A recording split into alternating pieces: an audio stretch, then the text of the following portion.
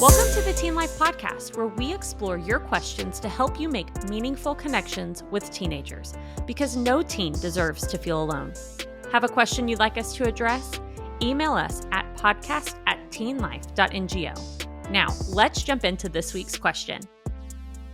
What can I do when a teen is lying to me? And this is a question, right, that is important to me because little known fact about me, Caleb, and I'm here, by the way, with Tobin and Karlie. Hey, guys. Little known fact about me is I had a nickname growing up. It was CL. And it took me forever, to even understood what it meant. Because every time I asked, even in middle school, elementary, I was like, what does CL mean? They're like, it means compulsive liar. Is what my nickname was. And I was like, I didn't know what compulsive meant until probably way later in life. And I was like, okay, it made sense. So I lied a lot growing up. And so I think the first question to ask too is, why do teens lie? And sure, it's a good place to start. Right. And so there's a few that we have written down: fear of consequences, feeling overwhelmed, testing boundaries, peer pressure, low self-esteem, protecting themselves or others. And then also, like Caleb said, I do know we have some friends who don't even really think about it. Yeah. And they're maybe not even trying to lie. They just come up with a story. That's what I was going to say. Or it's funny. You think it's funny. And I think... Oh, no. For me, I don't know. I think it started out as sarcasm in and of itself is a form of lying that is culturally acceptable. And I think for me, at least, it stemmed a lot out of that. Was I would get laughs if I was I don't know, sarcastic, and so then it just took a tailspin into you embellish. You're an embellisher. Right. Well, I know in high school, little thing, there are lots of things to lie about, but one example of if I was ever running late to school, man, in the car the whole way, I was like, okay, what happened? Did I hit a train? Was there a car accident? Could my car not start? And for me, it also came from a place of not wanting to disappoint. I'm a big people pleaser, Enneagram 2, if any of you know Enneagram stuff. And so mine was also I would rather lie than have them think I just was lazy today. Yeah. And just didn't get up in time. And so I think there are lots of reasons that our teens lie. And so trying to think through, it's still not great. And we still need to call them to a higher standard. But there are usually reasons behind it. And sometimes they aren't just I just want to lie because I want to be dishonest. Yeah. I think this is a good story. I think for me, also to get out of things. It's just kind of like you said, whether it comes from a place of not wanting to disappoint or even just laziness. I remember there was one time, this is the first time it's out in public, but I was a part of this scholarship at the college that I went to, and part of the scholarship was you had to go to this dinner, and it's an embarrassing story, okay, but it needs to be out there. It's entertaining. The lady who runs the scholarship comes up to me. It goes, Caleb, the scholarship dinner is this date. Will you be able to make it? And I go, no, I'm sorry. Just knee-jerk reaction, because I didn't really want to go. And she goes, why not? And I'm then now I'm scrambling. Now I'm in it. It would have just been easier to be give me the date. No, I can make it. But I say, my friend has a wedding. And she goes, on a Tuesday? And so then I have to go, and I'm wait, what was the date again? And she tells me, and I pull my phone out, and I'm just buying time. And then it gets worse because I go, yeah. You so stuck with that story? Yes.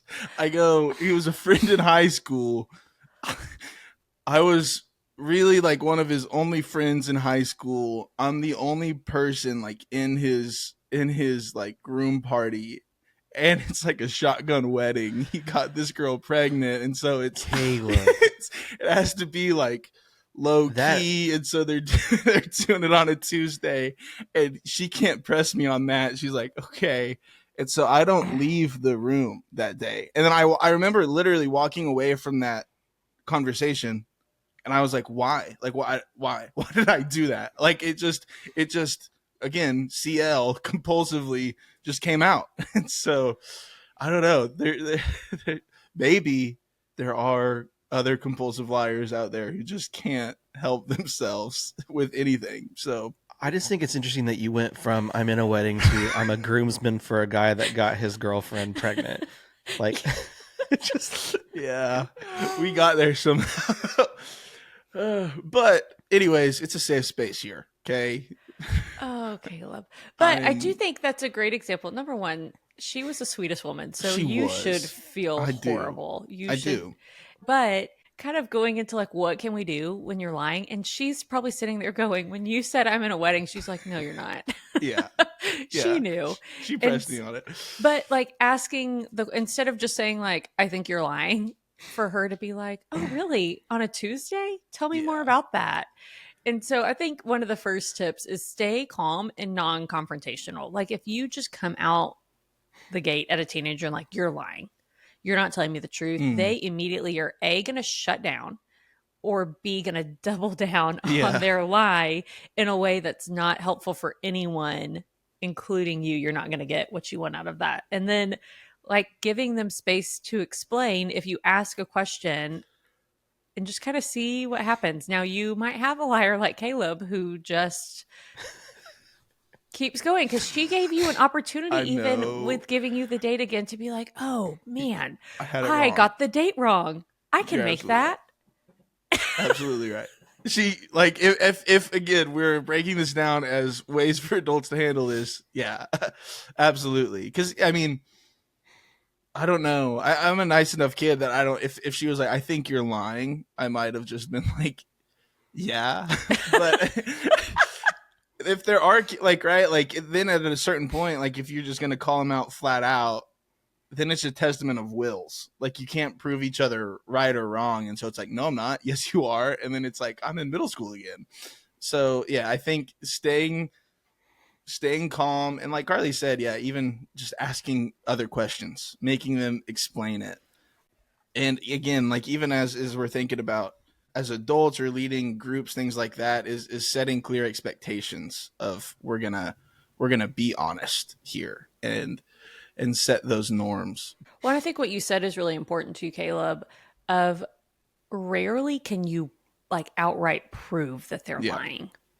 Like a lot of times, even if you really have a lot of evidence and you really think they're not telling the truth, if they just like look at you dead in the eyes and are like, no, this is what happened, it's really hard to be like, no, no, you're wrong. And so you do have to balance that really well. I think going back to what we talked to at the beginning, like we also have to get to why are they lying? Yeah. Like what is the root cause here? And maybe try to like talk through some of that of like, hey, if you think you're going to get in trouble for that, let's have a real conversation. I want you to be honest with me. And as of right now, like, that doesn't work always, but like you're not going to get in trouble. Mm-hmm. I'd rather just know what's going on than try to catch you lying. So let's actually talk about this right now. Or if you think it's peer pressure of, hey, you might be getting pressure from friends and you're trying to cover for them. And if that's the case, let's talk about that and how that's actually not even helpful for them because I Yeah. want to help them and I need to know what's happening. Because sometimes, like we said, teenagers lie for each other because they're scared to get a friend in trouble, or a friend told them, you can't tell anyone, or don't get me in trouble. You know that they're cheating off of you, but you can't say anything because Yeah. then it causes problems. And so trying to figure out what could be holding them back from telling the truth. And let's address that first before we address the actual lie. Yeah. sometimes the lies are more just embellishments too. What I come across more than anything is it's not really out and out lying. It's more embellishing what's actually happened. Like, oh, did how did you do on your test today? Like, oh, I think I like aced it and it was really great. And my teacher gave me, threw confetti, but when I turned it in because I did so good, like, I mean, that's like obviously an over exaggeration, but sometimes people will embellish because to either make a story better or to um, save a little face of what might be going on. And sometimes, like, I think it's really, really, as humans, we're really quick to jump to, oh, you're a liar, and Yeah. you're this admonishing situation. Like my 5-year old is like that. We went somewhere last night and we didn't end up getting him something that we told him was like a snack. We told him to get him because we just forgot, and we got to the car and he went straight to, you're a liar, and just like went straight to that. And it's just like, but that's how we are as humans, is we go straight to hurt and Yeah. angry and you've wronged me, instead of, oh well, either the lie wasn't as bad as I think it is, or like you said, what's behind it, what can we do to help with that, and move past it and stay non-confrontational. So then what do we do, right, as adults, parents, leaders in a student's life if we do catch them, right, in a lie? And I think too it goes back to like paying attention, asking those questions, of if you're involved and invested in a teen's life. It's small things that you can pick up on. I remember one time I told my parents that we were just talking about what me and my friends did, and I said we all went to Sonic.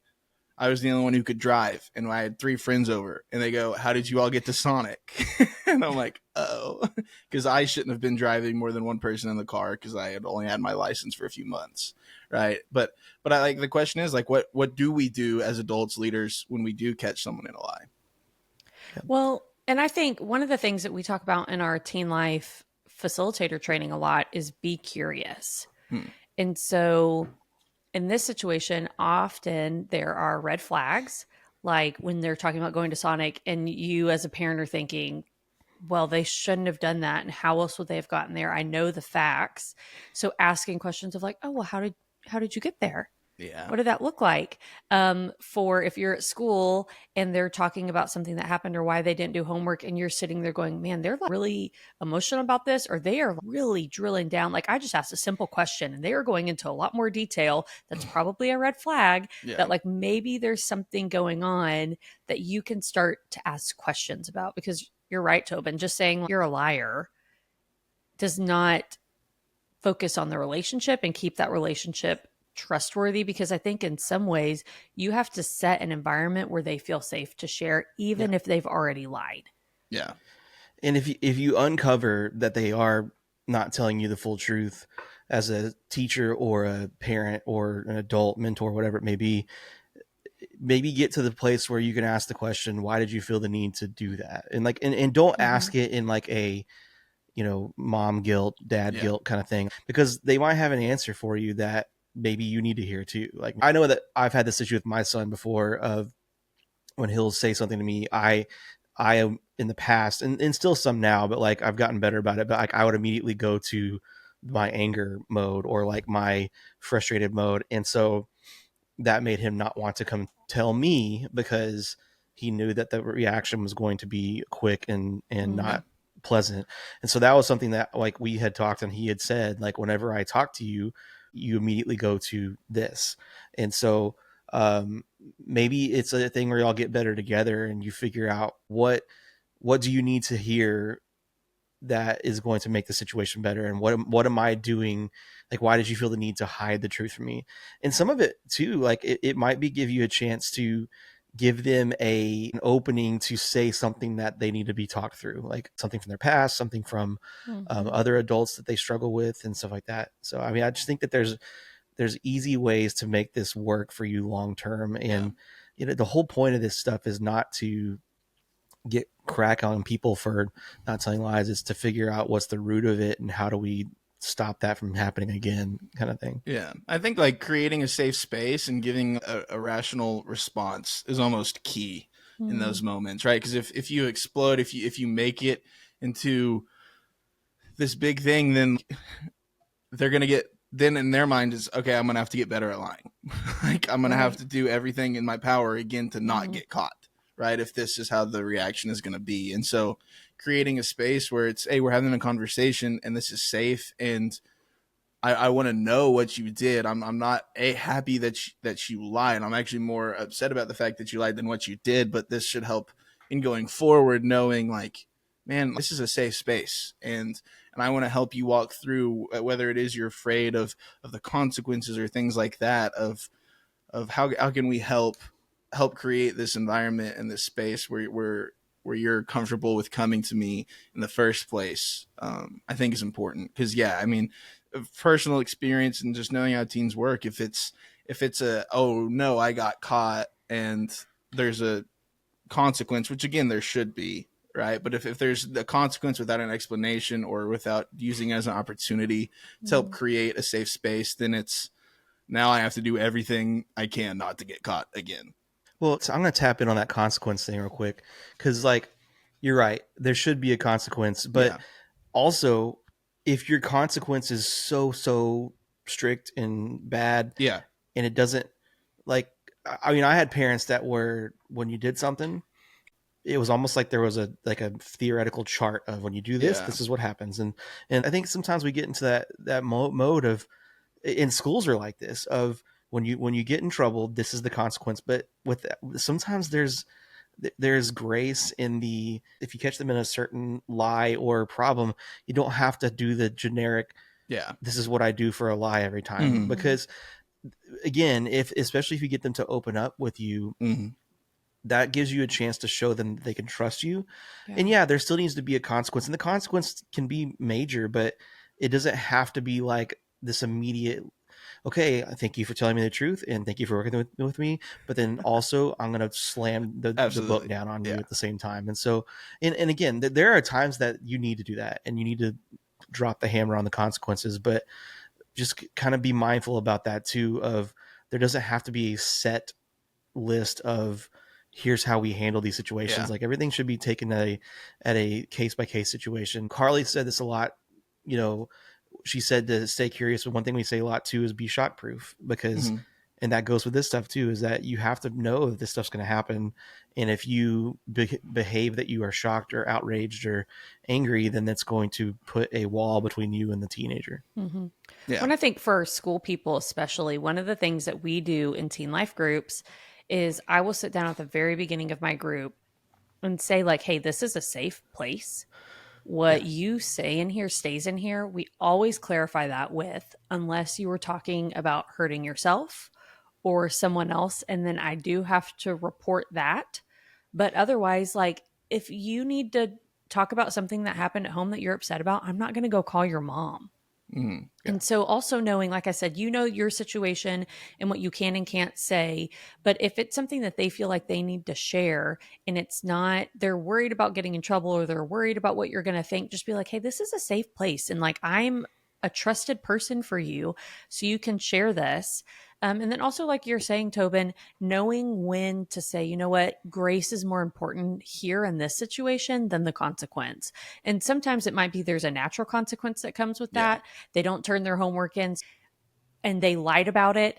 And so instead of getting them in double trouble, just be like, hey, there are natural consequences for not turning your homework in, but I just want to talk through this. And you're not going to get in trouble for lying if we can have a good conversation right now. I've Mm-hmm. had to do that with my 7-year-old. If sometimes he sneaks and hides things, and I've had to be like, or something was colored on the wall, whoever will confess to this, you're going to clean it up, but you're going to get in less trouble if you tell the truth now than if you continue to lie to me about Yeah. it.